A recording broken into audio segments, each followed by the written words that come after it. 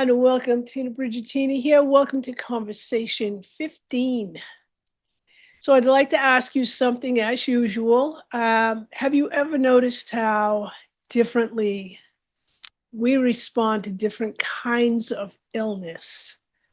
So, in other words, if somebody dies from cancer, most of us understand how that illness took their life.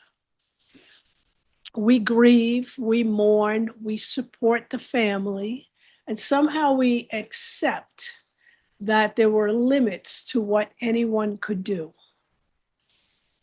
But what happens when the illness affects the mind, or when years of addiction slowly take someone's health, or when alcoholism destroys the body?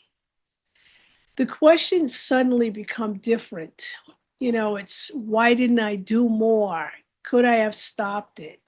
What if I'd recognized it sooner? Maybe if I said the right thing.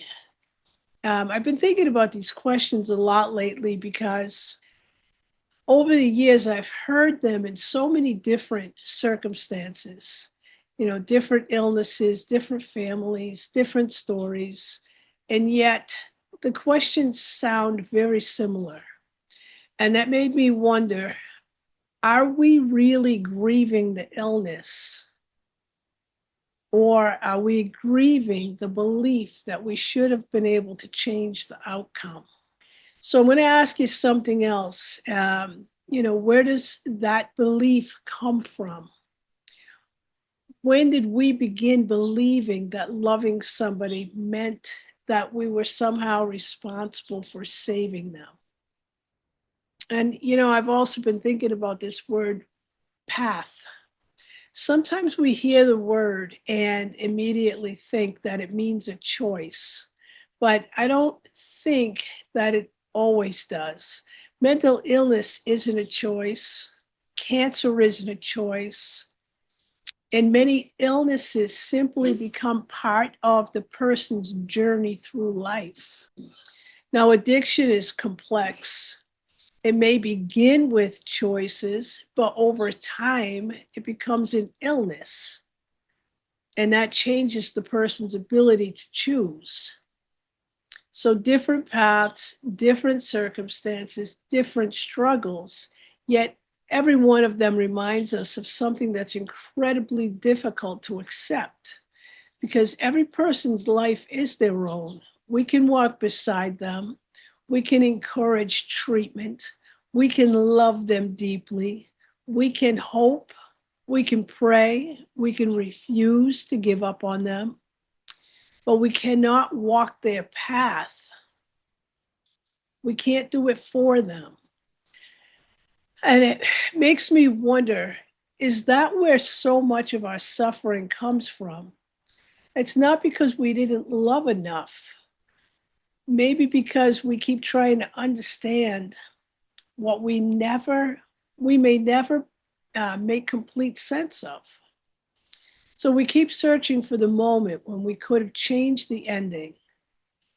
And as practitioners, I think it's worth reflecting on because sometimes the person that's sitting across from us isn't looking for an explanation, but they may be seeking peace. And not peace because they understand everything, but peace because they're slowly becoming willing to let go of what was never theirs to take through this lifetime.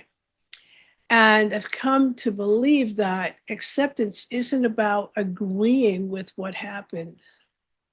It isn't about saying it was fair or that it didn't hurt. But acceptance is something that's quieter. It's recognizing that another person's life, another person's illness, another person's journey belongs to them. And perhaps one of the greatest acts of love is continuing to love someone while accepting that their path was never ours to walk. Now, I'm not asking you to agree with me. I'm just simply inviting you to consider another possibility. Maybe healing doesn't always come from finding the answer. Maybe it comes from loosening the grip on the questions that can never truly be answered. Maybe it comes from accepting what can't be fixed and maybe was never ours to fix. And these are kinds of conversations that we explore together in the live energy therapy certification. We don't focus on memorizing techniques, but we learn to recognize deeper patterns that shape the stories that people carry, because those patterns often open entirely new possibilities for healing. And if that speaks to you, you'll find the link in the description down below. And you can learn more, join the waiting list if it feels right for you. I'll leave you with this.